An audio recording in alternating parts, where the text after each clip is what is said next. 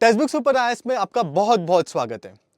Chief justice of India justice UU Lalit ने कहा है कि एक 5 जज कॉन्स्टिट्यूशन बेंच का गठन होगा और ये कॉन्स्टिट्यूशन बेंच 13 सितंबर से जो 103rd कॉन्स्टिट्यूशनल अमेंडमेंट एक्ट थी, जो इकोनॉमिकली वीकर सेक्शंस को एडिशनल 10% रिजर्वेशंस देती थी, इसके ऊपर वो पर्टिकुलर एक्ट को वो एग्जामिन करेंगे, right. So in order to understand why supreme court is doing that now, हमें यह समझना पड़ेगा कि 103rd कॉन्स्टिट्यूशनल अमेंडमेंट एक्ट क्या था। तो कहानी की शुरुआत होती है इन द ईयर 1979। 1979 में मोरारजी देसाई गवर्नमेंट ने एक सेकेंड बैकवर्ड क्लासेस कमीशन की स्थापना की, जिसे फेमसली मंडल कमीशन कहा जाता है। इस मंडल कमीशन का ये एम था कि वो ये देखे कि जो socially and educationally backward classes हैं इंडिया में, इनकी क्या हाल है and if they require reservations और नॉट। तो मंडल कमीशन ने अपना रिसर्च किया, उसके बाद उन्होंने 1980 में अपना रिपोर्ट पब्लिश किया।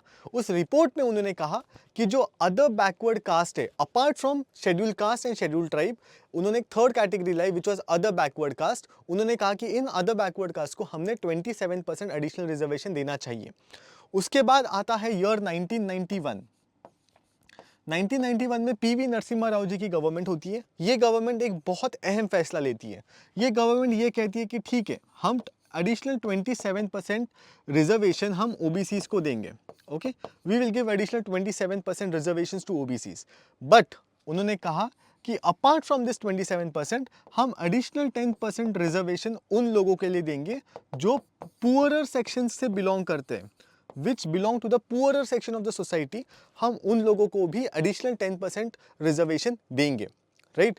Now this move of the government was challenged in the Indira Sahni case of 1992। Indira Sahni case में supreme court came up with 4 important things। पहली चीज तो सुप्रीम कोर्ट ने कहा कि ठीक है, ओबीसी को आप 27% रिजर्वेशन दे रहे हो, अच्छी बात है, वेरी गुड, दो। पर सुप्रीम कोर्ट ने यह कहा कि ओबीसीज में भी जो वेल ऑफ है या जो एडवांस सेक्शन है ओबीसीज का, उनको आप रिजर्वेशन मत दो। मतलब ओबीसीज में भी कुछ ऐसे लोग हैं जिनकी परिस्थिति बहुत अच्छी है, उनको रिजर्वेशन की जरूरत नहीं है, तो उनको आप मत दो। तो basically advance sections among the OBC shall be excluded. यही से आपका कंसेप्ट आता है क्रीमी लेयर का। यही से आपका कंसेप्ट आता है क्रीमी लेयर का। तो क्रीमी लेयर को एक्सक्लूड करना है, सुप्रीम कोर्ट ने कहा। इसके अलावा सुप्रीम कोर्ट ने क्या कहा कि the total reservation should not exceed 50%। पूरा रिजर्वेशन जो है 50% के ऊपर नहीं जाना चाहिए। तो अभी ओबीसी के लिए कितना रिजर्वेशन हो गया? वो हो गया 27%। शेड्यूल कास्ट के लिए हो गया 15%। शेड्यूल ट्राइब के लिए हो गया 7.5%। सो ये टोटल आता है 49.5%। सुप्रीम कोर्ट ने कहा कि ये जो 50% है ये लक्ष्मण रेखा है। इस लक्ष्मण रेखा को कोई भी किसी भी हालत सूरत में पार नहीं कर सकता। 50% के ऊपर आप रिजर्वेशन नहीं दे सकते। और जो इस गवर्नमेंट ने जो 10% एडिशनल रिजर्वेशन दिया था, उसको पूरी तरीके से खारिज कर दिया। It rejected the additional 10% reservation. Supreme court ने इंदिरा साहनी जजमेंट में ये कहा कि आप इकोनॉमिक क्राइटेरिया के ऊपर रिजर्वेशन नहीं दे सकते। You can give reservation only on the basis of socially and educationally backwardness, but economic backwardness is not a criteria, right. इसके बाद हम आते हैं इन द ईयर 2019, जहां पे 103rd कॉन्स्टिट्यूशनल अमेंडमेंट एक्ट पास हुआ। इस अमेंडमेंट एक्ट ने क्या कहा कि जो एडिशनल, जो पहले 50% आप जो रिजर्वेशन दे रहे थे वो तो ठीक है, पर हम अभी एडिशनल उसके ऊपर 10% रिजर्वेशन देंगे। ये रिजर्वेशन हम किसको देंगे? ये रिजर्वेशन हम उन लोगों को देंगे जो हायर कास्ट को बिलोंग करते हैं, पर जिनकी परिस्थिति उतनी अच्छी नहीं है। ओके, तो उन लोगों को हम और 10% रिजर्वेशन देंगे। मतलब पहले आपका 49.5% था। उसके अलावा इस अमेंडमेंट एक्ट ने कहा कि हम 10% रिजर्वेशन देंगे फॉर इकोनॉमिकली वीकर सेक्शंस। तो टोटल आपका रिजर्वेशन हो जाता है 59.5%। ओके, इस अमेंडमेंट एक्ट ने 2 आर्टिकल्स को इंसर्ट किया, article 15 clause 6 and article 16 clause 6। Article 15 clause 6 में पहले तो उन्होंने कहा कि economically weaker sections of citizens होंगे और उसके लिए गवर्नमेंट या स्टेट जो है वो कोई भी स्पेशल प्रोविजंस बना सकती है। इसके साथ साथ एडमिशन इन एजुकेशनल इंस्टीट्यूशंस, भले ही वो फिर प्राइवेट हो या पब्लिक हो, तो even in private educational institutions whether aided और अनएडेड बाय द स्टेट, यहाँ पर भी ईडब्ल्यूएस को रिजर्वेशन मिलेगा।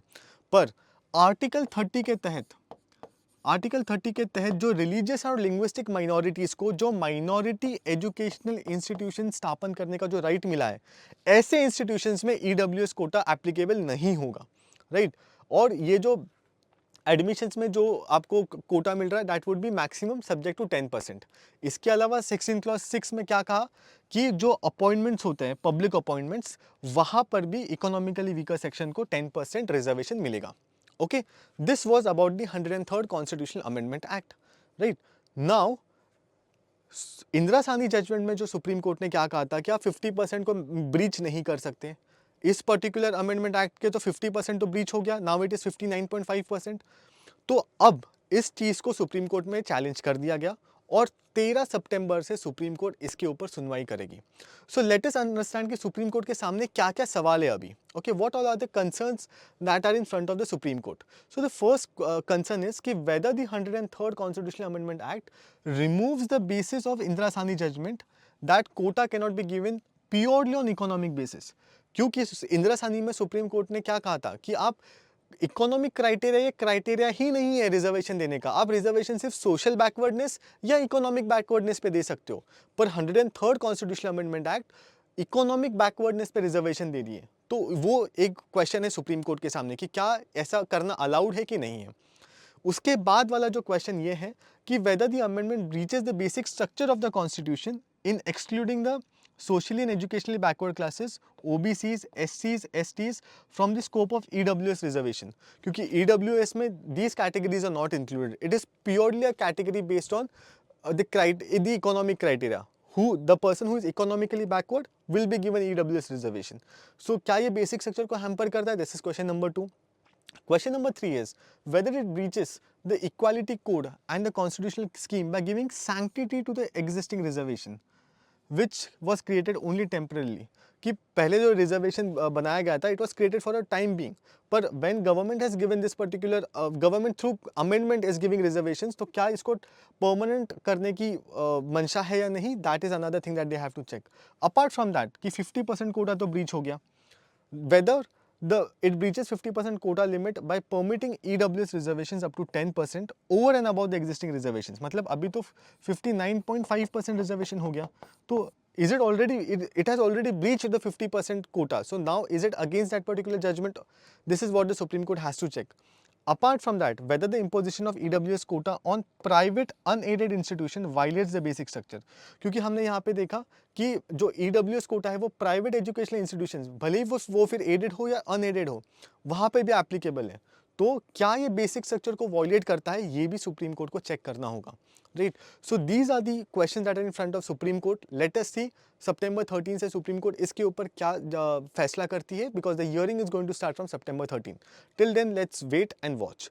जाने से पहले I will tell you something about super coaching. तो this is one stop initiative जहाँ पे आपको video courses, mock test, study notes, सारी चीज़ एक सब्सक्रिप्शन में मिल जाती है।